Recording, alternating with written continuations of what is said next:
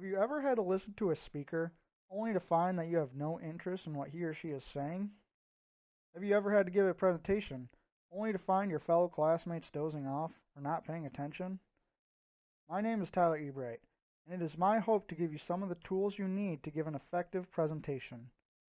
In this presentation, I will be focusing on working with your audience. First, I will give you a quick introduction of myself. Then, I will go over some of Ferris State student racial, gender, age, educational, and political demographics. I will then give you tips for analyzing your audience, holding your audience's attention, and how to be better prepared for questions you will likely encounter after your presentation. Lastly, I will quickly summarize what we went over and what you have learned from this presentation. Some things about myself are that I am a graduate of Ferris State University and have taken the same class that you are in now. I graduated with a BA Communications degree and am currently employed as an advertising specialist at Mid-Michigan Advertising. I have experience in creative advertising and conducting many business presentations. The racial diversity of Ferris State's student body is about on par with other universities in the United States.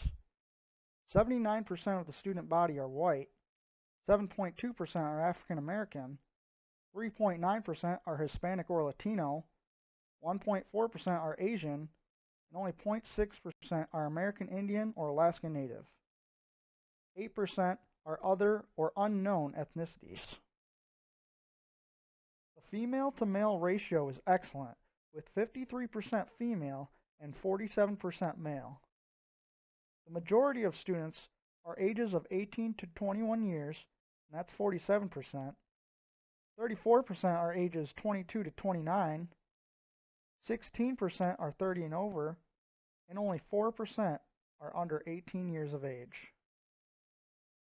Additional demographics include an average grade point average of 3.24 for enrolled freshmen, most students being raised up in a rural setting, and 33.5% of incoming freshmen in 2015 identifying as liberal or far left politically, compared to 21.6% identifying as conservative or far right. So why did I go over these student demographics? Because it is important to know who you will be presenting to. I just showed you an example of analyzing an audience.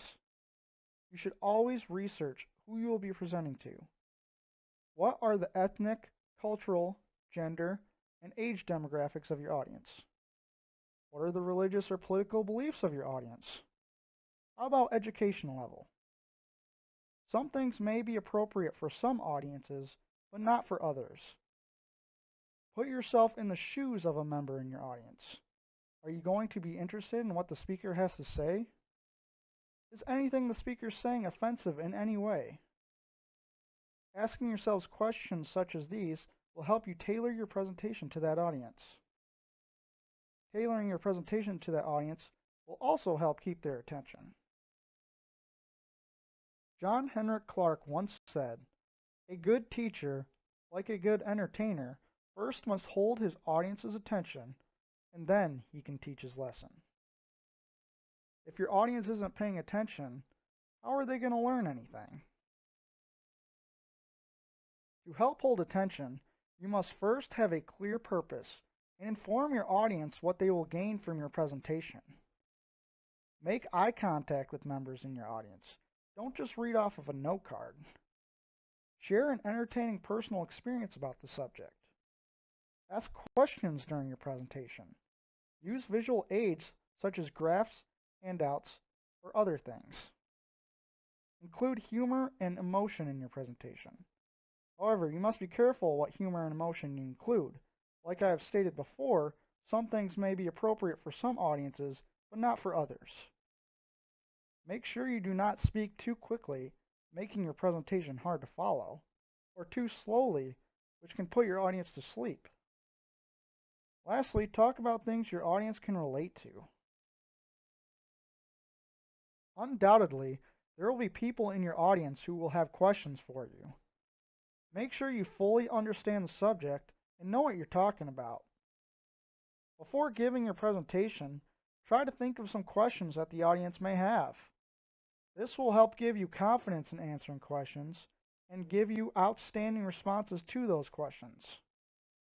If you don't know the answer to a question, don't just guess or say you don't know. Tell them that you'll get back to them on it. Let's go over what we discussed. First, you saw an example of analyzing an audience and learned some student demographics at Ferris State. We then discussed things you should know about your audience and why it is important to know these things. We then went over some tips for holding your audience's attention. Lastly, we talked about ways to prepare for questions after your presentation. I hope that you have enjoyed this presentation and learned a thing or two to help you with your presentations down the road.